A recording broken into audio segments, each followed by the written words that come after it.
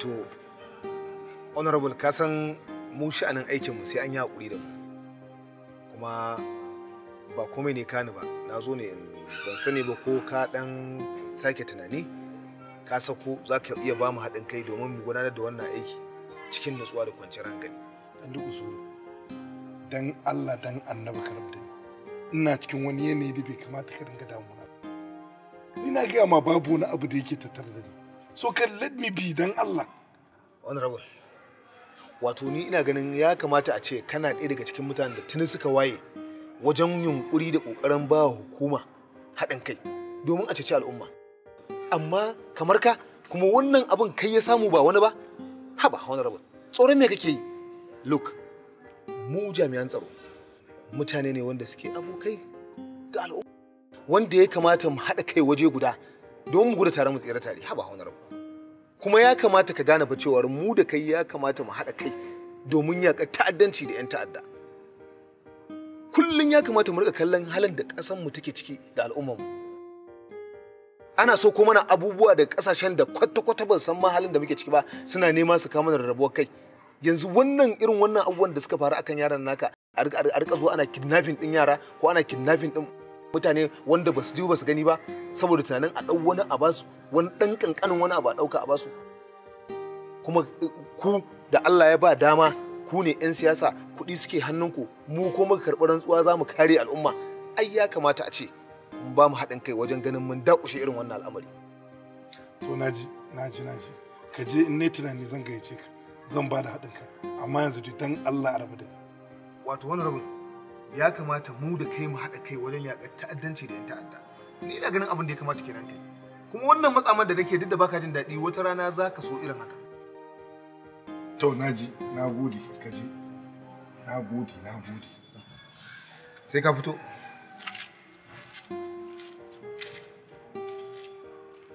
wannan ɗan sandan da irin su wancan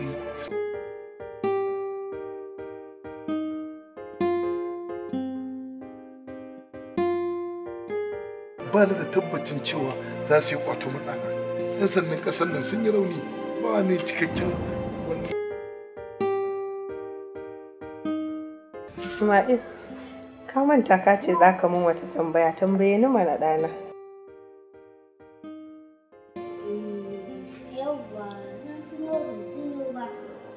Dawa a gidansa abokina ne, baba su ta siyo musu ɗa, kuma yaushe za ki siyo. Ismail ke.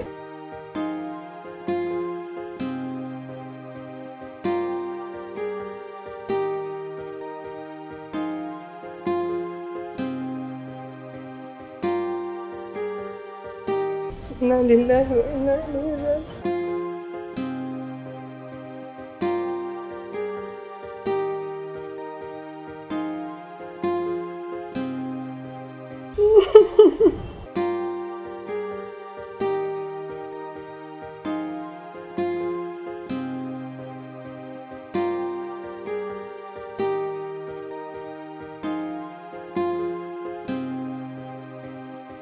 Na fito zan fita gani in ga ko Allah zai sa mu dace domin ba makin na fita za su kira na a waya su gaya min yadda ya kamata yi.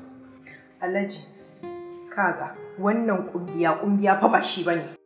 Kawai ka bar masu aiki su yi aikin su yanda suka kware, amma kana ta kumbiya babu mafita? Ni ban gane irin wannan ba. Ka bar ƙwararru su yi aikin su yanda ya kamata in dai har kana da gaskiya. Kaga ban ma gane ba. Idan ma ɗana ɗauka kai ka sai da shi domin ka zarce a wannan siyasar ka ci gaba, to wallahi ko gawansa. A kan me za ka hana kowa magana ka ƙi sanarwa da 'yan sanda su ɗauki mataki in ba da wata a ƙasa ba? Ni kike ga magana banza dofi? Ni abu yaushe muka fara irin wannan maganganun da ke? Ni za ki ci mutunci? Ɗan nawa kike magana saboda siyasa? Aikin banza aikin wofi. Kamare ni? An mare ki. Kamare? An mare ki. Wallahi sai ka fito min da ɗana. Wallahi sai ka fito da shi sai da shi kai don ka ci siyasa. Wallahi sai na ga 'yan sanda sai mun da ɗan kai ba shi da shi kai wallahi. Kuma sai na tafi Lajin falgora za ki ga. Wai me yasa mutane ba su 'yan siyasa adalci? Ko duka aka tara aka zama ɗa? Har za ki min wannan ikirarin akan ɗana jini na? To wallahi ba zan lamunta ba. Idan kin kasance a cikin mutane irin su ɗan duku suru masu cin mutuncin shugabanni na siyasa, ni ba zan yarda da wannan iskancin ba.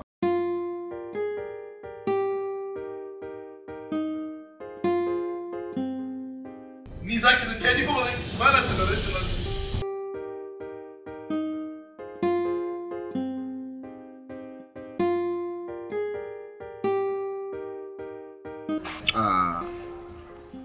Kamar dai yadda na faɗa a baya, ni jami'in tsaro ne. Na gane ka, ba sai ka min bayani ba. Ok. To, ina taya ku jimamin batan wannan yaro. Kuma idan ba za ki damu ba, na zo ne don ɗan yi miki wasu 'yan tambayoyi akan hakan. Ina sauraron ka. Wai da yaushe ne wannan yaron ya bata kuma yaya aka yi haka? Tun lokacin da suka fita da direba. Direba ne ya zo da kukansa ya ce an tare su an kwace yaran. To shi mai gidan naki yaushe ya samu labari? Waya suka masa suka ce ya zo akwai matsala. Iya zuwa sai tarar da wannan matsala. Lokacin da ya zo yake gaya miki wannan abun, kuno ne a gida?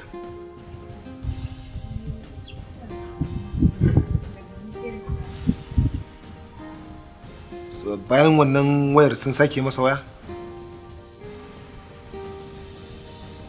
Sun sake masa. Yaushe ne suka sake masa waya? Muna tsaye ne dai muna jimamu abin muna kokawa suka ƙara ransa. To shikenan. Allah kyauta. Za ku yi haƙuri da mu kuma ku taya mu da addu'a. Za mu san duk abin da ya kamata mu yi. Allah ya kiyaye gaba. Amin. Kuma daga baya inda wani abu ma sake tuntuɓa ku.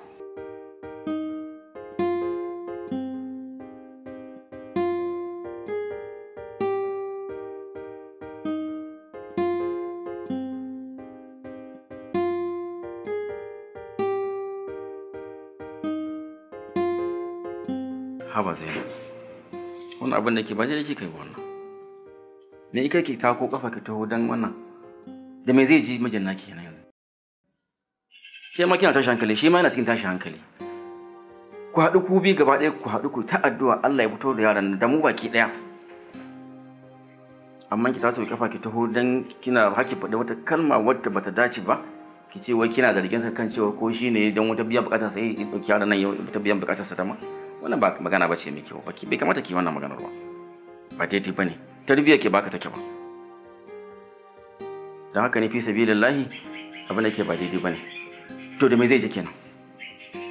Da maganar hukumomin tsaro sun ce su wayannan mutane su kama yaran nan suka rike shi sun ce sai ya kawo wani abu kuma kada iya da ga hukumomin tsaro ko da wannan zai ji ko da magana kin fito ko kuma kin zarge shi takaicin zai dame shi wannan ko da kin taho gida.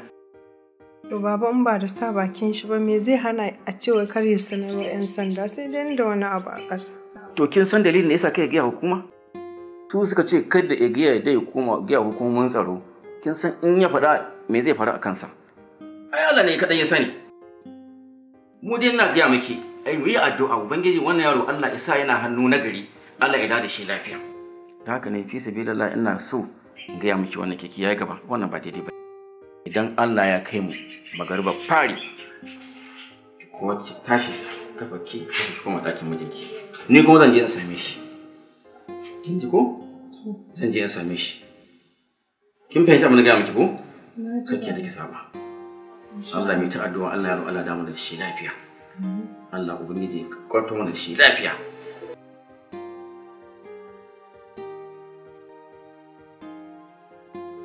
honorable abin da yake tafi da ni dama na zo in same ka kuma na sa ana same ka na zo in baka hakuri da kuma jimamin wannan halin da wani yaro ya shiga ciki saboda haka mu ta addu'a to kuma sai nake mamakin cewa wani abu ya shiga tsakanin kai da iyalinka wanda bai kamata haka ba saboda ga wannan abu da me zaka ci. Ga wannan abu kai ma abin yana damun kamar yadda yake damunta. Sai na ga cewar a ita tunaninta daban, naka daban. Kuma kai ka san cewar tunaninka daban kai matsayinka na namiji, tunaninta matsayinta mace ce. Saboda haka ba zai zama ɗaya tunaninku da kai da ita ba. To, baba abin da ya faru, wato Zainab dai ta kasance ɗaya daga cikin wanda suke zargin ko na amfani da wannan yaro nawa domin wata bukata ta siyasa. Kamar ni kuma ya za a ce in ɗauki ɗana in bayar wai ai wata bukata ta siyasa. To wannan zai sa ni kuma na ga kamar akwai rashin kunya da rashin fahimta da rashin adalci da bata min ba. Shi yasa na ce ta koma gida ta zauna.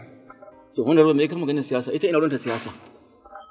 Siyasa ai kuke siyasa. Ita me na ta zafi? Me mata zafi akan harkar siyasa? Kai hakuri. Ya Allah kai hakuri. Kamar da na faɗa a baya tunaninka da nata bai zama ɗaya ba. Kai ma na san kana cikin tashin hankali kamar inda take ciki. Saboda haka ne tunaninka da nata bai zama ɗaya ba. Ita mace har kullum har abada yanzu take tunani, yanzu take yi ba ta hanga gaba. Yanzu ne hankalinta yake yi. Yawwa, amma da Allah ka yi haƙuri. Yanzu na zo in gaya maka ne da Allah ka tura da mota a ɗauko matarka ku zo ku haɗa kai ku zauna wuri ɗaya ku ta addu'a mu kuma na taya ku daga waje. Baba, na ji abin da kake faɗi ba naki bane. Watan illar da taimun tana da yawa. Yanzu Allah cikin hikimarsa ya kare da a ce abokan adawa sun ji irin ikirarin da matata take. Kaga fa ya tabbata kenan. Ni ina ganin baba a batta ta ci gaba da zama a gida. Duk lokacin da Allah ya bayyana wannan yaro sai ita ma ta dawo gidan. A yaro zai bayyana insha Allah da rabon shi yadda Allah. Ai Allah shi ce mu roƙe shi. Kuma in Allah da Allah zai bura mana da shi lafiya in Allah ya so. Allah da ai haƙuri. Ka san tunaninka daban na mace daban. Wannan gaskiya. Ita mace har abada rauni ne raunana ce. Saboda ya kamata kai kuma ka duba cewar a'a hankalinka da nata bai zai zama ɗaya ba. Tunaninka da nata bai zama ɗaya ba. Hankali ka san duka na sani kai ma cikin bacin rai fiye da yadda take zato. Kana cikin bacin rai kwarai da gaske kamar ita mata. Amma tunaninta daban naka daban. Shi ta kawo wannan magana ma ta cewar mai ka magana ba cewar yanzu kai da hankalinka dauke ɗanka ka je ka halaka da shi saboda Allah. Ba da shi tunani da na mace. Ai hakuri. Godiya ne ce Allah ya saka da. Ni dai musulun ce dai ka tura mata a ɗauko ta a damu.